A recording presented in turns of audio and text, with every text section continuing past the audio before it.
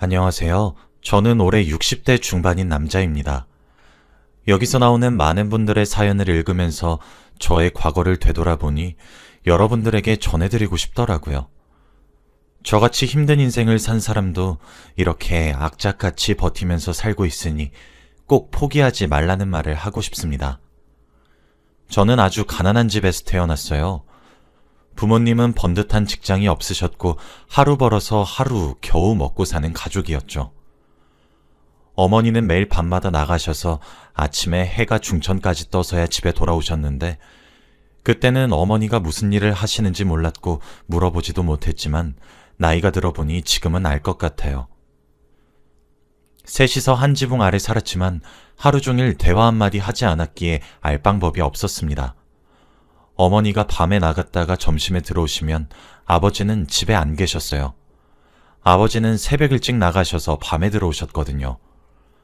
저도 아침에 학교를 갔다가 최대한 늦게 집에 들어왔기 때문에 가족들 얼굴을 서로 안 보고 살았죠.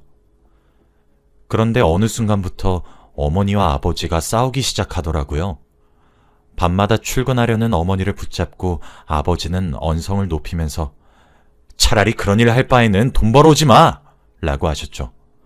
그때 저는 집안의 말소리가 들리는 것조차 신기했기 때문에 어머니와 아버지의 싸움의 심각성을 알지 못했어요.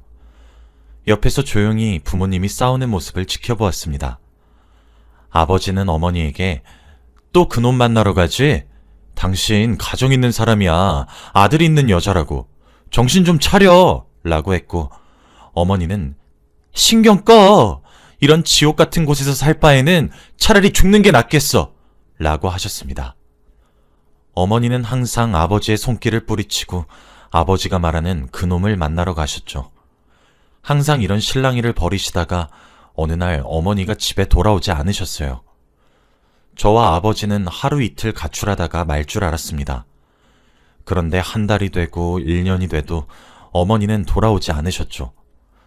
결국 어머니는 저와 아버지를 버리고 다른 남자 곁으로 가신 겁니다. 어머니의 외도로 인해 저희 집은 아버지와 저 이렇게 둘이서만 살게 되었죠. 저는 아무런 감정도 느껴지지 않았습니다. 어머니는 원래 저에게 없는 존재와도 같았거든요.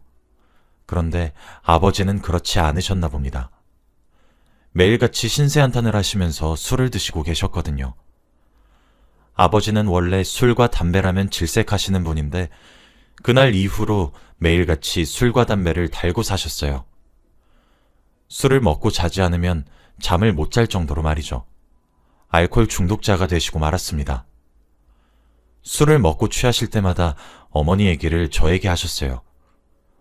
어머니를 처음 만났을 때, 저를 가졌을 때 등등 말이죠. 그때 처음 알았습니다. 아버지가 어머니를 진심으로 사랑했다는 것을 말이죠. 아버지의 눈물을 그때 처음 보고 저는 왠지 모르게 가슴 한켠이 아려왔고 처음으로 아버지를 안아드렸습니다. 제가 아버지를 안아드리자마자 아버지는 더 소리내어 펑펑 우셨어요. 아버지가 많이 불쌍했고 어머니가 미워지기 시작했죠. 그렇게 일상이 반복되었습니다.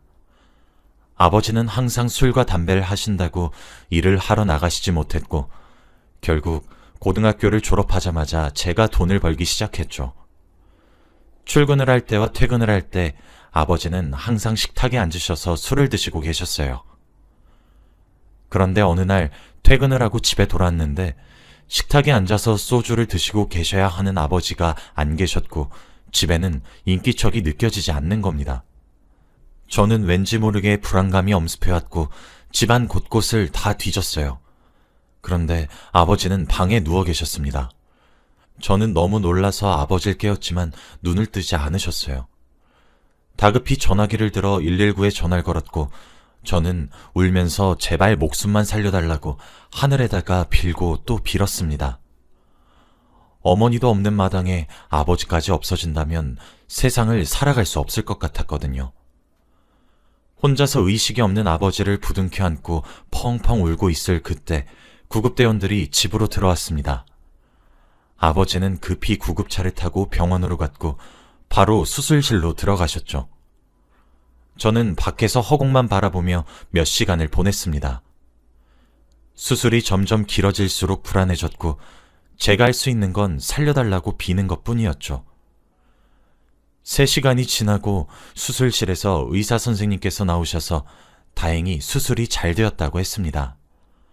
하지만 수술 과정에서 뱃속을 봤는데 술과 담배를 너무 많이 하셔서 조금만 더 하시면 암에 걸릴 수도 있다고 하시더라고요. 아직 암은 아니지만 지금부터라도 조심하는 게 좋다고 권유하셨습니다. 저는 의사 선생님께 감사하다고 허리를 숙여 인사를 드렸고 아버지는 며칠 뒤 퇴원을 하셨죠. 아버지는 그날 이후로 조금 달라지셨습니다.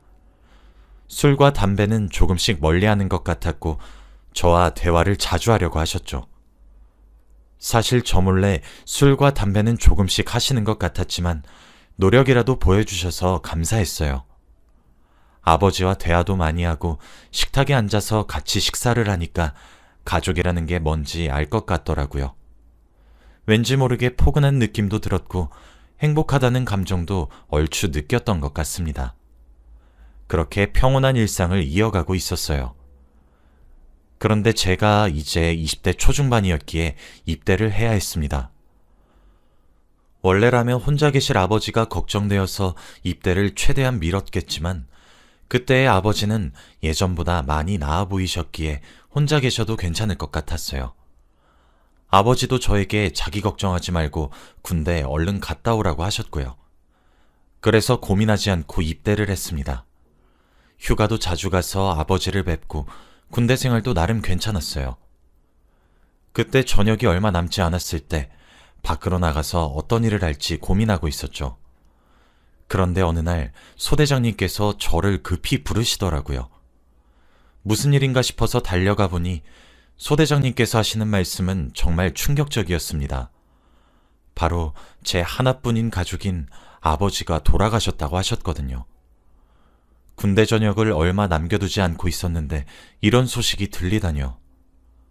저는 휴가를 써서 당장 밖으로 나갔습니다. 그런데 제가 본 아버지의 모습은 정말 마르시고 뼈밖에 남지 않은 모습이었어요. 아버지는 제가 군대에 입대한 후 다시 술과 담배를 시작하셨다고 합니다. 그러다가 암이 퍼졌는데 일부러 숨기고 계셨대요. 저한테 병원비 부담도 주기 싫고 걱정 끼치고 싶지 않았다고 합니다. 그렇게 아버지는 항암 치료를 받지 못하신 거죠. 장례식장에서 아버지의 사진을 보는데 눈물이 미친 듯이 나더라고요. 이러다가 탈수 증상이 올 것 같다 싶을 정도로 펑펑 울었습니다. 저는 친척도 없고 친구도 없어서 장례식장은 거의 텅 비어 있었어요. 그래서 더 소리내어 울었답니다. 장례식장이 끝나고 집에 돌아와서 아버지의 물건을 정리했어요. 그런데 옷장 깊숙이 바카스 상자가 들어있더군요. 바카스 상자를 들어보니 꽤 무거웠습니다. 그 상자를 열어보니 10,000원짜리 600장과 편지 한 통이 있더라고요. 바로 아버지가 저에게 쓰신 편지와 돈이었습니다. 편지째를 열어서 내용을 확인해 봤어요. 아들아, 미안하다. 난 이제 얼마 살지 못할 것 같구나. 우리 아들에게 유산이라고 물려줄게. 고작 600만 원이 다네. 이걸로 아들 하고 싶은 거 다 해. 내가 평생 집만 되게 살아왔는데 이제 아버지 없으니 행복하게 살렴. 그리고 방세는 10달치 거 이미 냈으니 걱정하지 않아도 된다. 저는 편지를 읽고 다시 펑펑 울었어요. 이 돈으로 차라리 항암 치료라도 받으시지 이게 뭐라고 암에 걸린 채로 막노동을 뛰셨을까요? 저한테는 이 600만 원보다 아버지의 건강이 더 중요했는데 말이죠. 아버지가 정말 보고 싶고 그리웠습니다. 아버지에게 조금만 더 관심이 있었다면 아마 이런 일이 없었을까요? 정말 죄책감이 많이 들었고 슬펐습니다. 저는 일단 남은 군복무를 마치고 조용히 저녁을 했어요. 그리고 일자리를 구했죠. 아버지가 주신 600만 원은 절대 쓸 수 없었습니다. 아버지가 피땀 흘려서 번 돈을 차마 쓸 수 없겠더라고요. 대충 공장에 취업해서 생계 유지를 할 정도로 벌고 있었습니다. 그런데 아무 의미가 없더라고요. 제가 돈을 버는 이유는 항상 아버지를 호강시켜드리기 위해서 번 거였는데, 이제는 아버지가 없잖아요. 그렇게 무기력한 인생을 살아가고 있었습니다. 그런데 어느 날 한 여자가 나타났어요. 직장에서 만난 여자인데 처음부터 제가 한눈에 반하고 말았습니다. 얼굴도 너무 예뻤고 성격도 좋았거든요. 저는 한 번도 여자를 만나본 적이 없어서 어떻게 다가가야 하는지 전혀 몰랐기에 멀리서 지켜보기만 했습니다. 그런데 정말 놀랍게도 그 여자가 먼저 저에게 데이트 신청을 해주었어요. 그 여자도 저를 마음에 두고 있었던 것이죠. 저희 둘은 자주 만나면서 사랑도 키워나갔습니다. 그런데 알고 보니 여자친구도 저희 집안의 형편과 비슷하더라고요. 그래도 부모님은 두 분 다 계셨는데 경제적인 형편이 좋지 못했습니다. 여자친구는 지방에서 살아서 서울인 이곳에서 혼자 자취를 하고 있었죠. 그리고 저희가 사귄 지 몇 년이 되었을 때 저한테 같이 살자고 하더라고요. 여자친구도 제 경제적인 사정이 힘들다는 것을 아니까 돈도 아낄 겸 같이 살자고 했습니다. 저는 마다할 이유가 없었기 때문에 저희 둘은 집을 합치게 되었어요. 저희는 직장도 같았고 사는 곳도 같아서 하루 종일 붙어 있었습니다. 출근도 같이 하고 퇴근도 같이 하고 집 앞에서 저녁거리를 사서 집으로 돌아와서 같이 저녁밥을 해먹는 게 정말 행복하더라고요. 가족이 생기는 기분이라고 해야 할까요? 왠지 모르게 포근한 기분이 들었습니다. 그런데 이렇게 매일 붙어 있으니 저희 사이에서 축복이 찾아왔어요.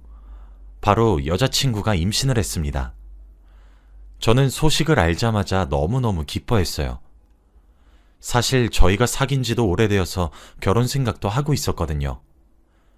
이 사실을 여자친구 부모님에게도 알리고 싶었습니다. 그런데 어느 날 저를 찾아오셨더라고요. 제발 딸과 헤어져 달라고 말이죠. 저는 믿기지 않았습니다. 이제 아이를 낳고 행복할 일만 남았는데 대뜸 찾아오셔서 딸을 위해 헤어져 달라뇨. 그런데 여자친구 부모님의 마음도 이해가 되긴 했습니다.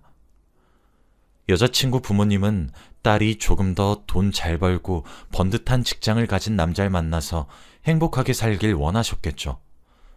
저는 그렇지 못하니까 말이죠. 정말 고민을 많이 했습니다. 여자친구를 위한 게 진정으로 헤어지는 게 맞는지 말이죠.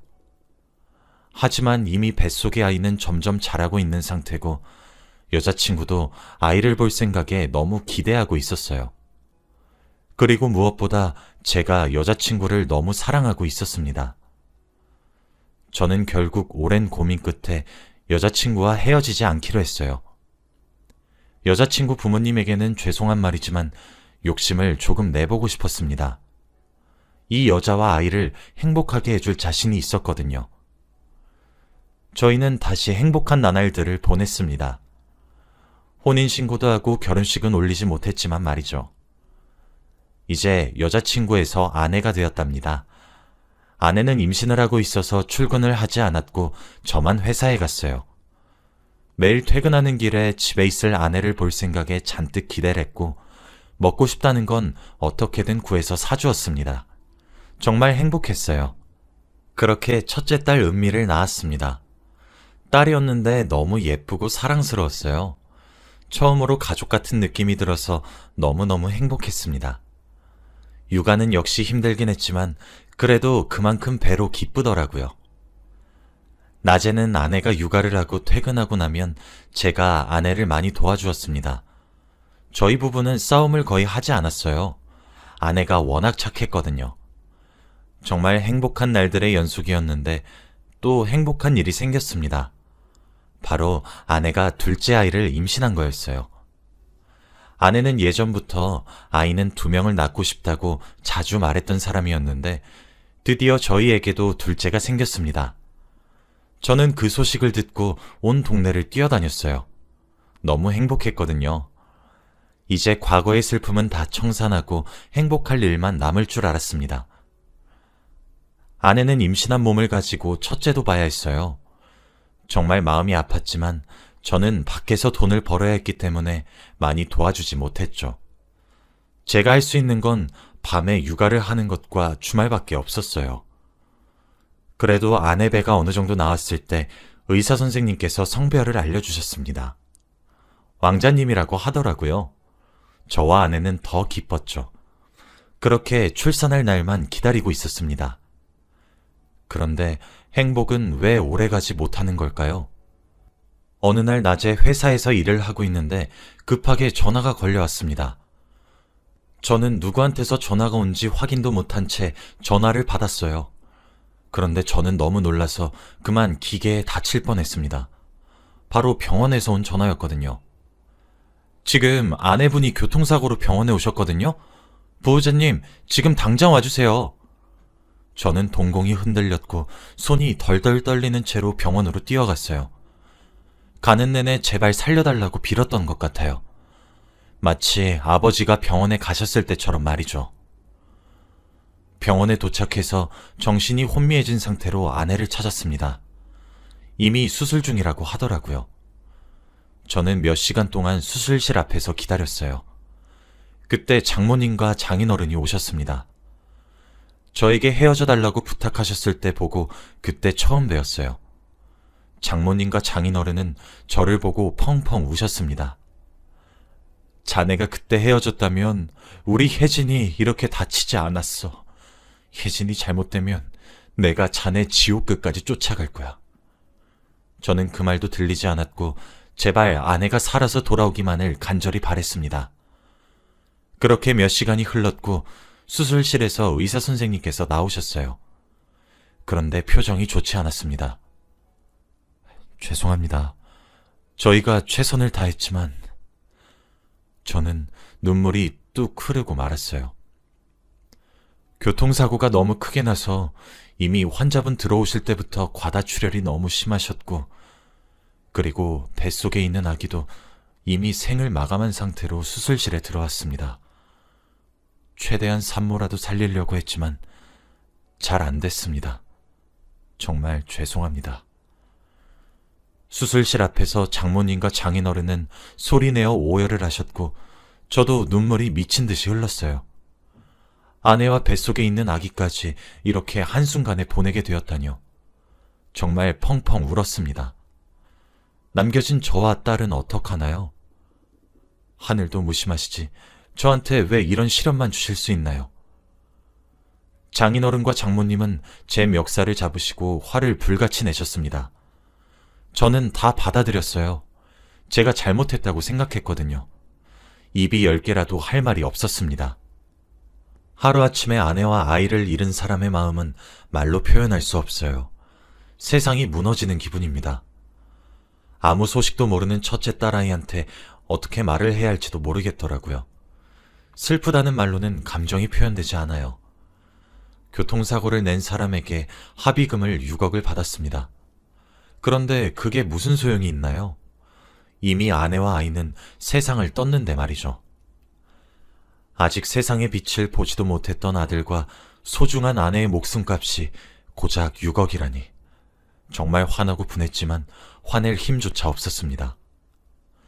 몇 주가 지나고 집에 돌아왔지만 힘이 나지 않았어요. 퇴근하면 해맑게 웃으면서 저를 반겨주던 아내가 없잖아요. 매일 밤에 꿈에 아내가 나왔습니다. 그러면서 행복한 일상을 같이 보내요. 꿈을 꾸는지도 모르고 정말 행복하게 지내다가 아침에 눈을 뜨면 정말 슬픕니다. 모든 게 다 꿈이라는 사실을 알게 된 순간 눈물이 나요. 그래서 꿈에서 아내를 안 보기 위해서는 밤마다 술을 먹고 자야 했습니다. 그러면 꿈을 꾸지 않았거든요. 저는 습관처럼 퇴근하고 집에 돌아오면 술을 먹었어요. 첫째 딸을 혼자 두고 말이죠. 그런 일상이 반복되니까 회사에서도 잘 적응을 못하겠더라고요. 매일 실수를 하고 술도 덜 깬 채로 출근을 하니까 결국 회사에서도 잘리고 말았습니다. 집에만 있는 시간이 늘어나니 술은 더 먹었어요. 이렇게 살다 보니까 문득 과거의 아버지가 떠오르는 겁니다. 매일 술을 달고 사셨던 아버지가 생각이 나면서 왠지 모르게 아버지의 마음을 이해할 수 있을 것 같았어요. 그때 저는 너무 어렸기에 아버지가 바보처럼 술만 드시는 게 이해가 안 됐는데 지금은 그게 제 상황이 되어 보니까 아버지의 마음을 공감할 수 있을 것 같았습니다. 그런데 옆에서 이런 제 모습을 지켜보고 있던 딸이 도저히 안 되겠는지 저한테 이거 하자 저거 하자 하더라고요. 제가 혼자 있는 게 많이 안쓰러웠나 봐요. 그리고 저도 몰랐는데 어느 순간 딸이 중학교 입학을 앞두고 있었습니다. 저도 참 무책임하죠. 딸은 제가 술 한잔 기울이고 있으면 말없이 다가와서 제 어깨를 토닥토닥 두드려 주기도 했고 제가 어질러 놓은 식탁을 다 정리해 주기도 했습니다. 그리고 주말은 산책이라도 나가자면서 저를 억지로 끌고 나갔죠. 딸의 그런 모습을 보니까 힘을 조금씩 낼 수 있었어요. 이렇게 어린아이도 저한테 힘이 되어주는데 아빠인 제가 아무것도 못한다는 게 너무 한심하더라고요. 아직 제가 돌봐야 할 딸이 있는데 말입니다. 그렇게 조금씩 힘을 내가고 있었어요. 이제 일도 조금씩 시작해야 하는데 마땅히 일을 할 곳이 없더라고요. 나이도 어느 정도 있고 제대로 된 자격증 하나 없으니 말이죠. 그런데 딸이 문득 아빠, 우리 떡볶이 가게 할까? 라고 하는 겁니다. 아내가 살아생전에 가장 좋아했던 음식이 떡볶이예요. 아내는 항상 자기 입맛에 맞는 떡볶이를 만들어 먹었죠. 그래서 그때 장사를 하기로 마음먹었습니다. 바로 아내가 만든 자신만의 레시피로 말이죠. 처음에는 힘들고 사람들도 많이 안 와서 조금 벅차긴 했어요.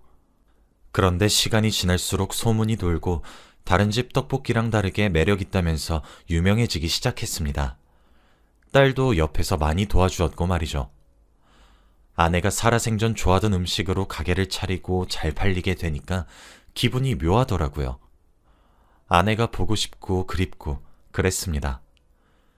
그렇게 한 10년 넘게 떡볶이 장사를 한 것 같아요. 저도 많이 늙었고 딸도 많이 커서 벌써 어엿한 직장인이 되었죠. 과거의 아픔도 조금씩 나아지고 있는 느낌이 들었습니다. 이제 불행도 이것으로 끝나는 줄 알았어요. 그런데 이 불행은 끝나지 않더라고요. 어느 순간부터 제가 몸무게가 줄어들고 속이 쓰리더라고요. 그리고 뭘 먹으면 소화도 잘 안 되고요. 처음에는 단순히 나이를 많이 먹어서 소화장애가 온 건가 싶었어요. 그런데 딸과 함께 건강검진을 받았는데 결과가 아주 충격적이었습니다. 바로 제가 췌장암 초기 진단을 받았거든요. 정말 눈앞이 막막했습니다. 앞으로 어떻게 해야 할지 모르겠더라고요. 이제 성인이 된 딸을 어떻게 혼자 남겨두나요? 그리고 떡볶이 장사는요? 제가 남은 인생의 목표가 딸의 결혼식 날 같이 입장하는 거였어요. 신부가 아버지의 손을 잡고 입장하잖아요? 딱 그걸 해보고 눈을 감는다면 후회가 없을 것 같았습니다. 딸도 저의 암 소식을 듣고 펑펑 울기 시작하더군요. 딸이 너무 불쌍했습니다. 혼자서 정말 힘들게 살아온 아이인데 말이죠. 저는 잠시 떡볶이 장사는 중단하고 열심히 항암 치료를 받기 시작했어요. 정말 힘들고 아팠지만 견뎌야 했습니다. 딸이 결혼을 할 때까지는 말이죠. 사실 딸은 결혼할 남자가 있어요. 자주 저희 집에 놀러 오기도 하고 오래 만난 남자친구여서 결혼도 생각하고 있다고 했죠. 저도 물론 괜찮은 남자인 것 같아서 찬성했고요. 하지만 결혼을 급하게 할 생각은 없었던 것 같은데 저의 암 소식을 듣고 둘은 결혼을 더 앞당겼습니다. 바로 제 마지막 목표를 이루어주기 위해서 말이죠. 지금 생각해봐도 딸과 예비 사위한테 너무 고맙습니다. 며칠 뒤 딸의 결혼식이에요. 그날을 위해서 항암 치료도 열심히 받고 있죠. 제가 마지막으로 원하는 건 딸이 꼭 행복했으면 좋겠어요.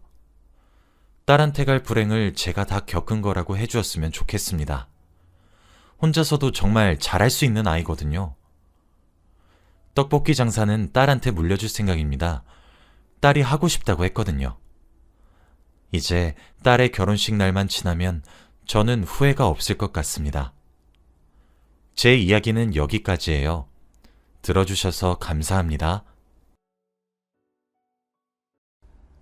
안녕하세요. 저는 올해 40대가 된 여자입니다. 살다 보면 쉽지 않은 결정을 해야 하는 상황이 가끔씩 오잖아요. 그럴 때 정말 신중하게 생각해야 하고 그에 따른 결과도 모두 떠안아야 하는 것 같습니다. 하지만 제가 과거에 겪었던 일은 제가 조금 신중하지 못했던 것 같아요. 그때만 생각하면 자다가도 눈이 번쩍 떠집니다. 여러분은 저처럼 잘못된 선택으로 인해서 고생하지 마시고 처음부터 신중하게 결정하길 바랄게요. 저의 이야기를 들으시면 아마 생각이 바뀌실 겁니다. 저는 남편과 어린 나이에 결혼을 했어요.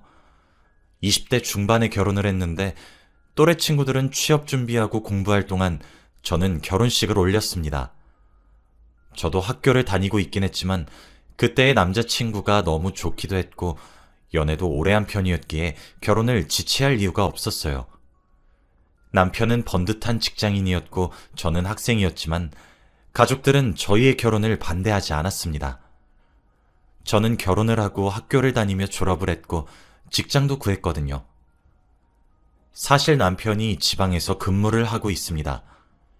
그래서 저희가 많이 보면 일주일에 한 번 보고 적게 보면 한 달에 한 번 봐요. 그러다 보니 서로의 시간도 많고 취업 준비할 시간도 넉넉해서 제가 결혼을 하고 나서 취업을 할 수 있었던 것 같습니다. 저희는 이렇게 자주 못 봐서 그런지 더 애틋하고 만날 때마다 신혼부부 같았어요. 다들 저희가 결혼한다고 했을 때 따가운 눈초리로 봤지만 이렇게 잘 사는 모습을 떳떳하게 보여주니 금방 사그라들더군요. 아무튼 저희 부부는 맞벌이와 동시에 나름의 주말 부부의 행세를 갖추고 있었습니다. 제가 이렇게 결혼에 대한 만족감이 높았던 이유는 하나 더 있었어요. 바로 시집살이가 없었습니다. 시어머니는 남편이 어렸을 때 일찍 돌아가셔서 시아버지와 시누이만 있습니다. 그런데 시누이도 결혼을 일찍 해서 남편과 분가를 하고 있다고 했고 시댁에는 시아버지 혼자 살고 계십니다. 시아버지가 특히 저에게 너무 잘해주셨어요. 저를 정말 딸보다 더 딸같이 여겨주시면서 항상 웃으시며 뭐든 칭찬해주셨거든요. 제가 나이도 어리고 제대로 할 수 있는 게 많이 없었을 때 시아버지는 늘 인자한 웃음을 지으시면서 항상 저에게 괜찮다고 잘할 수 있다며 응원해 주셨습니다. 그러다 보니 저도 시댁이 점점 편안해졌고 남편이 지방에 내려가 있을 때 혼자 시댁에 가서 시아버지 말동무도 많이 해드렸죠. 시아버지와 같이 밥을 먹고 이야기도 하다 보니까 점점 친해졌습니다. 시아버지와 나이 차이가 많이 나는데도 불구하고 대화도 너무 잘 통하고 공감대도 잘 맞더라고요. 확실히 남편의 아버지라서 그런진 몰라도 말이 끊길 새도 없이 하루 종일 이야기를 나누었습니다. 남편에게 이 사실을 말하니 안 그래도 혼자 계시는 아버지가 걱정이 되었는데 제가 이렇게 말동무를 해줘서 너무 고맙다고 하더라고요. 저도 남편이 없을 때 혼자 집에 있으면 심심했는데 시아버지와 대화를 오래 할 수 있어서 재밌었습니다. 그리고 퇴근하고 집에 돌아오면 항상 밥을 혼자 먹는 게 싫었는데 시아버지와 같이 먹으면 너무 기분 좋게 밥을 먹게 되는 거 있죠?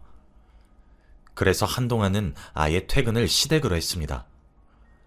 저희 집과 시댁은 거리가 꽤 있어서 차 타고 1시간을 넘게 가야 했지만 그래도 시아버지를 뵙기 위해서 그 정도는 괜찮았어요.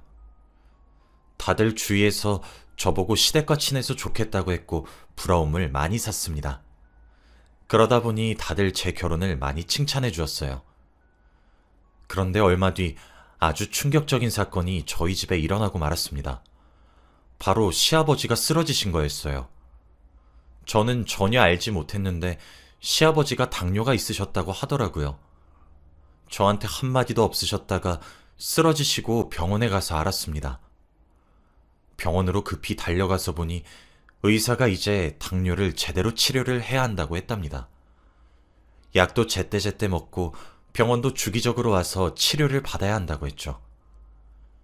가족들 전부 다 몰랐던 시아버지의 당뇨 때문에 다들 걱정이 이만저만이 아니었습니다. 시아버지한테 왜 그동안 말하지 않았냐고 나무랐지만 착하신 시아버지는 저희가 괜한 걱정할까봐 그랬다고 하더군요. 그리고 괜히 간병인을 부르면 돈도 들고 불편할 것 같다고 했습니다. 저희 부부와 시누이는 고민했죠. 앞으로 시아버지를 모시고 병원도 왔다 갔다 해야 하고 시댁에서 챙겨드려야 하는데 누가 할지 말이죠. 셋이 모여 회의를 하고 있는데 시누이가 그러더라고요. 자기는 절대 할 수 없다고요. 지금 자기 남편과 임신을 계획하고 있고 살고 있는 집이랑 시댁이랑 너무 멀어서 안 된대요. 그러면서 저한테 간병을 부탁하더라고요. 저와 시아버지가 워낙 친하고 각별한 사이니까 해줄 수 없냐고 하면서 말이죠. 그 말에 저희 남편은 무슨 소리야? 와이프가 왜 아버지 간병을 해? 간병인 부를 거야. 라고 했습니다. 거기다가 시누이는 간병인 부를 돈은 있고 아빠도 친한 사람한테 도움받는 게 더 마음 편할 거야. 라고 했죠. 저는 고민에 빠졌습니다. 시아버지 간병을 어떻게 해야 할지 말이죠. 남편과 시누이는 투닥투닥하며 싸우고 있었고 저는 아무 말 없이 고민을 하다가 끝내 결론을 내렸습니다. 제가 간병을 하기로 말이죠. 지금까지 알고 있는 시아버지는 저에게 친아버지와도 같은 사람입니다. 저와 대화도 자주 하고 잘 맞아서 간병하기 수월할 거라고 생각했습니다. 그리고 퇴근하고 매일같이 시댁으로 갔기에 간병을 해도 별로 다를 바가 없다고 생각했죠. 제가 먼저 시아버지 간병을 하겠다고 말을 하니 남편은 말렸습니다. 자기가 간병인을 붙일 테니 간병하지 말라고 했죠. 그런데 저와 시누이 둘이서 동시에 간병을 하겠다고 하니까 남편은 결국 물러섰습니다. 그리고 시아버지에게 가서 제가 간병을 하겠다고 했죠. 시아버지는 제 손을 잡으시며 고맙다고 말을 해주셨습니다. 그런데 아마 그때가 제가 인생에서 가장 잘못 선택한 결정이 아니었나 싶네요. 이제 시아버지가 병원에서 퇴원을 하시고 집과 병원을 왔다 갔다 하며 본격적인 치료를 받게 되었습니다. 그런데 시아버지가 저희 부부에게 그러더라고요. 저와 남편이 살고 있는 집을 팔고 시댁으로 들어오라고 말이죠. 저희 부부는 당황스러웠습니다. 솔직히 저희 집과 시댁이 거리가 꽤 있어서 제가 많이 불편하긴 했어요. 그리고 댁에 혼자 계시다가 또 쓰러지실 수도 있으니 제가 항시 옆에 있어야 하기도 했고요. 남편은 안 된다며 제가 고생한다고 말렸지만 제가 그러자고 했습니다. 그리고 시아버지가 지금 자신이 살고 있는 시댁을 제 명의로 바꿔준다고 하더라고요. 나중에 돌아가면 이 집은 저희 집이 될 테니 집을 팔고 들어오라고 하셨죠. 저는 시아버지의 말을 따라 집을 팔고 짐을 시댁으로 다 옮겼습니다. 그리고 저는 시댁에 남는 방에서 살게 되었죠. 남편은 지방에서 집으로 올라올 때마다 이제 시댁으로 오게 되었고 저는 시댁에서 출퇴근을 하는 일상으로 바뀌었습니다. 그리고 저는 시아버지 간호를 하면서 살게 되었어요. 남편은 늘 제 걱정을 한다고 매일같이 전화를 하고 연락을 했지만 초반엔 간병도 쉬웠어요. 시아버지가 늘 척척 잘하시고 제가 일부러 신경 안 쓰이게끔 알아서 다 하셨거든요. 그래서 저도 맘 놓고 편안히 간병을 하고 같이 살았습니다. 며느리 노릇도 열심히 했고 간병인 노릇도 나름 열심히 했죠. 그런데 이게 몇 달이 지나다 보니까 점점 시아버지가 변하시는 거 있죠? 당뇨가 점점 심해지는 건지 원래 혼자 잘하시던 게 이제는 제가 없으면 아예 하지 못하셨습니다. 하루 종일 누워 계셨고 제가 없으면 손 하나 까딱할 수 없게 되셨죠. 혹시라도 병이 더 악화되어서 그런가 싶었는데 의사 선생님의 말로는 점점 건강해지고 있대요. 그런데 날이 갈수록 점점 더 아기같이 행동하시는 시아버지를 보니까 조금 당황스럽긴 했습니다. 간병인 생활 몇 달 만에 본격적인 간병인이 되고 말았죠. 그런데 시아버지가 점점 저를 대하시는 게 과감해지시는 겁니다. 처음에는 서로 대화만 하면서 지냈고 정말 간병인처럼 지냈습니다. 하지만 몇 달 동안 지내다 보니까 제가 소파에 앉아서 TV를 보고 있는데 갑작스럽게 제 옆에 오시더니 뭐 눕는 게 아니겠어요? 그러면서 같이 TV를 보는데 정말 소름 끼치고 당황스러웠습니다. 제가 너무 당황스러워서 주방에 가는 척 일어났어요. 그러니 시아버지가 어디 가냐며 소파에 앉으라고 하면서 솔직히 그때 조금 무서웠어요. 점점 저와 거리를 좁혀가고 저를 며느리 이상으로 보는 것 같은 기분이 들었거든요. 그렇게 이런 기분 나쁜 간병을 했습니다. 간병을 하러 시아버지 방에 들어가는 것조차 무서웠고 혹시 매일 밤마다 제 방에 들어오실까봐 잘 때도 방문을 잠그고 잤어요. 정말 하루하루가 고통스러웠고 매일 아침 일어날 때마다 오늘은 시아버지가 어떻게 하실까 두려운 상상을 하면서 잠에서 깨야 했죠. 그런데 이런 일이 저와 시아버지가 단둘이서 집에 있을 때만 그러셨어요. 남편이 집에 오면 태도가 완전히 뒤바뀌었습니다. 남편은 집에 돌아오면 제가 그동안 힘들었을 거라며 자기가 시아버지 간병을 해줘요. 저는 남편이 돌아오는 날에 쉬는 거죠. 그런데 항상 저 없이 아무것도 못하고 시아버지가 남편이 오면 다시 혼자 척척 잘 해내세요. 혼자 스스로 다 해서 남편이 할 일이 없습니다. 정말 당황스럽고 놀라울 따름이죠. 그래서 남편은 시아버지가 그렇게 행동하니 제가 간병을 할 때도 당연히 그런 줄 알아요.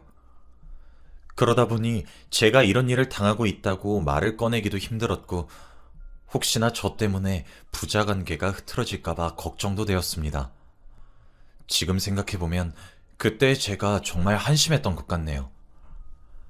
아무튼 저는 그러다 보니 매일같이 남편이 집에 돌아오기를 기다렸고 시댁에서 벗어나고 싶었습니다.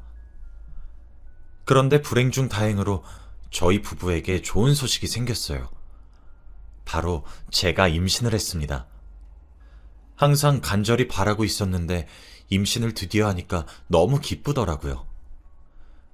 그런데 조금 걱정되었던 것이 시누이가 저보다 더 일찍 임신 준비를 하고 있었고 몇 년째 시도를 하고 있는데 임신이 안 되어서 스트레스를 받고 있었습니다. 그런데 어쩌다 보니 제가 시누이보다 임신을 먼저 하니까 눈치가 보이더라고요. 그리고 시누이도 저한테 축하한다고 말은 해주었지만 그래도 여자의 직감이라는 게 있잖아요. 기분이 썩 좋아 보이진 않았습니다. 그래도 남편은 굉장히 기뻐하면서 날아다녔고 저도 그 모습을 보니까 너무 기쁘더라고요. 남편은 임신하면 아버지 간병을 하면 안 된다고 당장 집을 구해서 나가자고 하는 겁니다. 솔직히 저는 너무 기뻤어요. 당장이라도 시댁에서 나가고 싶었거든요. 그런데 시아버지와 시누이가 뜯어 말렸습니다. 시아버지는 며느리 아니면 간병 안 받겠다고 했고 시누이도 간병 힘들지도 않는데 그냥 시댁에서 살라고 했죠. 다들 저희가 시댁을 떠나는 걸 엄청나게 말리는 거 있죠? 그리고 시아버지가 스스로 자기 입으로 어차피 나 혼자 잘하니까 간병하는 것도 없는데 그냥 살아 라고 했습니다. 결국 저희는 울며 겨자 먹기로 시댁에서 살게 되었죠. 그런데 임신 초반에는 배도 덜 나오고 몸이 무겁지 않아서 간병하는 게 어렵지 않았어요. 제가 임신을 해서 그런지 정말 시아버지가 스스로 잘하셨습니다. 제가 할 일이 별로 없었죠. 그런데 이게 임신 5개월, 7개월 점점 늘어나니까 너무 힘든 거 있죠? 조금만 무리해도 배가 단단해지고 허리에 통증이 와서 간병한다고 오래 앉아있으면 너무 힘들었습니다. 배도 너무 불러오고 옆에서 도와주는 남편도 지방에 내려가고 제 옆에 없으니 너무 속상하더라고요. 거기다가 시아버지까지 돌봐드려야 하니 제정신이 아니었습니다. 제 몸 하나 간수하기도 힘든 상황이었죠. 그런데 어느 날이었어요. 제가 밤에 잠을 자고 있는데 누군가 있는 듯한 느낌이 들더라고요. 그런데 그날은 남편이 지방에 있는 날이었고 제 방은 문을 잠그고 자서 아무도 들어올 수 없었습니다. 순간 너무 무서워서 눈을 뜨고 옆을 보는데 정말 충격적인 사람이 있더라고요. 바로 시아버지였습니다. 저는 너무 놀라서 비명을 미친 듯이 질렀어요. 그런데 시아버지는 오히려 태연하게 행동했습니다. 아니, 애 아빠가 없으니 나라도 만져줘야 할 것 같아서. 정말 그때의 공포는 말로 형용할 수 없었어요. 시아버지는 잠궈진 방문을 젓가락으로 쑤시면서까지 들어왔고 자고 있는 제 옆에 누워 너무 무섭고 두려웠어요. 제가 그렇게까지 기겁을 하고 당장 나가라고 하니까 시아버지는 방으로 돌아가시더라고요. 시아버지의 그런 모습을 보고 이 집에서 탈출하고 싶었습니다. 남편이 집에 돌아오면 이제는 제대로 말을 해야겠다 싶었어요. 그동안 제가 남편한테 겪었던 것을 말하면 남편이 자신의 아버지를 모욕했다며 오히려 저에게 화를 낼 것이 두려워 말을 못했던 것도 있었습니다. 남편에게 버려질까봐 무서웠거든요. 그런데 이제는 그런 것도 상관이 없었습니다. 어떻게 해서든 시아버지 곁을 떠나야겠다고 생각했어요. 그런데 하필 그때 남편이 집에 들어오는 시기가 점점 미뤄졌습니다. 일이 너무 많이 생겨서 평소에는 늦어도 한 달에 한 번은 오던 사람이 이번에는 한 달이 더 지나서 오게 되었죠. 그동안 저는 시아버지 옆에서 스트레스를 너무 많이 받았습니다. 제가 그렇게 피하고 기겁해도 시아버지는 아랑곳하지 않고 제 옆으로 오셨고 저에게 이상한 말과 행동을 하면서 스트레스를 주었죠. 그리고 거기다가 몸까지 움직이면서 간병까지 하니까 하루하루를 살아가는 게 너무 힘들었습니다. 거기다가 남편까지 집에 오지 않으니 미칠 노릇이었죠. 그런데 이게 결국 병이 된 건지 제가 유산을 하고 말았습니다. 의사 선생님 말로는 아기의 심장이 뱃속에서 멈춘 것 같다고 했죠. 만삭이어서 정말 조심해야 했었는데 스트레스 때문에 유산이 되었다고 했습니다. 저는 그 말을 듣고 병원에서 주저앉아 오열을 했어요. 아이를 낳을 생각에 얼마나 기대에 부풀었는데 이렇게 하늘나라로 가게 되니까 미치겠더라고요. 이 소식을 듣고 남편은 바로 집으로 돌아왔습니다. 그리고 제가 왜 유산을 하게 되었는지 말했어요. 그러면서 그동안 시아버지한테 당했던 모든 일에 대해 다 말했죠. 그리고 가족들 앞에서 간병을 하지 않겠다고 말을 했습니다. 그런데 시누이는 제 말에 새언니, 지금 상황 파악이 안 돼요? 애는 다시 임신할 수 있지만 아버지는 병 더 악화돼서 돌아가시면 끝이에요. 간병을 하셔야죠. 라고 하는 겁니다. 남편은 시누이 말에 화가 머리끝까지 났는지 결국 시누이 뺨을 내려치고 말았습니다. 그리고 남편은 시아버지와 시누이한테 말을 했어요. 당신들이 그러고도 사람이야? 아버지가 제일 쓰레기예요. 어떻게 며느리한테 그런 짓을 할 수 있어요?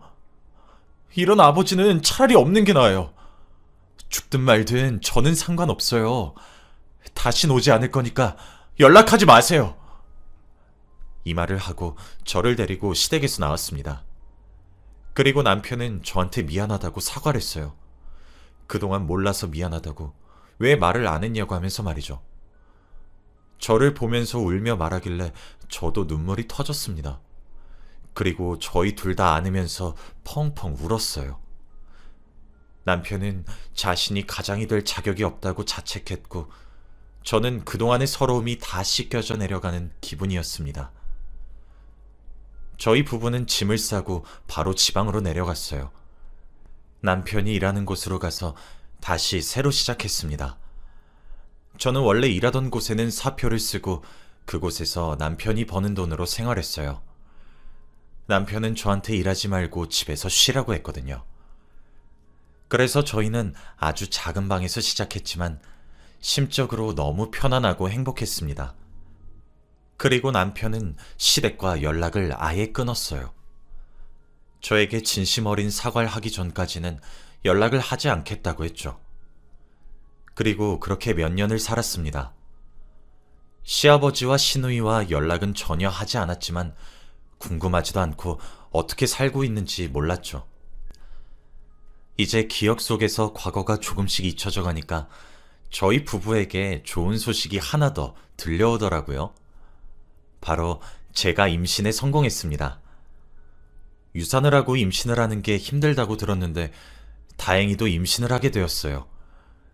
그리고 저는 남편의 살뜰한 보살핌 아래에서 임신을 열심히 하고 있었죠. 그런데 임신하고 몇 개월 뒤에 몇 년 만에 신우이한테서 연락이 오더라고요. 연락이 오자마자 하는 말이 대뜸 자기 병간호 좀 해달라는 말이었습니다. 자기가 지금 허리가 파열이 돼서 병원에 입원 중인데 병간호 해줄 사람이 없대요. 남편은 일하고 있고 간병인은 너무 비싸다고 하면서 양심도 없이 저한테 병간호를 해달라고 합니다. 남편은 지금 사과를 해도 모자랄 판에 이런 말을 짓거리고 있으니 화가 머리끝까지 났나 봐요. 그래서 신우이한테 욕을 한 바가지를 하고 전화를 끊었습니다. 그 뒤로 신우이한테서 계속 연락이 왔는데 다 무시했어요. 그리고 확실하게 인연을 끊으니 저도 마음이 편했는지 기분 좋게 아이를 출산할 수 있었습니다. 저희 부부는 예쁜 딸을 얻게 되었고 지금은 3명이서 행복하게 살고 있어요. 이제 딸도 나이가 많이 들어서 저와 친구 같은 사이가 되었답니다. 지금은 너무 행복하고 과거가 생각나지도 않아요. 평생 시댁과 연락을 하고 지내고 싶지 않습니다.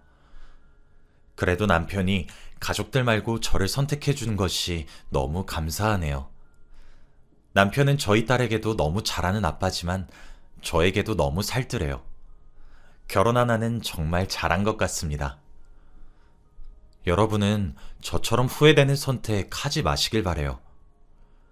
저의 이야기는 여기까지입니다. 들어주셔서 감사해요.